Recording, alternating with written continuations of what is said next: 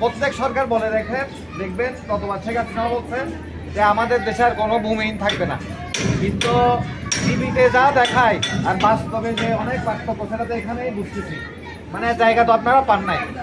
তা আমাদের দলের একটা আন্দোলন আছে, আমরা দীর্ঘদিন ধরে এই ভূমিহীনদেরকে মানুষদেরকে আমরা সরকারি যে খাস জমি আছে যারা দীর্ঘদিন ধরে ওই জায়গায় বসবাস করছে ওদেরকে ওই জায়গা বরাদ্দ দিতে হবে।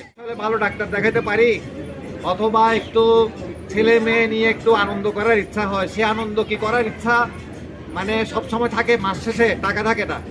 এই যে চালের দাম বাড়তেছে, পেঁয়াজের দাম বাড়তেছে, জিনিসের দাম, গ্যাসের সিলিন্ডার একটা, এখানে তো গ্যাসের লাইন নাই। দেখেন সরকার গ্যাসের একটা সিলিন্ডারের দাম দিছে 1300 টাকা, আর বাজার থেকে কিনতেছে, বাজারে সিলিন্ডার নাই 2500 টাকা, 2200 টাকা, 2000-এর উপরে। সেটাই, তাহলে সবচেয়ে ক্ষতিগ্রস্ত হচ্ছে কি গরিব মানুষ। দায়িত্ব ছিল এখানে গ্যাস দেওয়ার, আমাদের মাটির তলে গ্যাস আছে, আমাদেরকে গ্যাসের লাইন দেয় নাই, বড় লোকদের ফ্ল্যাটে দিছে, আর আমাদেরকে আর সিলিন্ডার কিনতে হচ্ছে।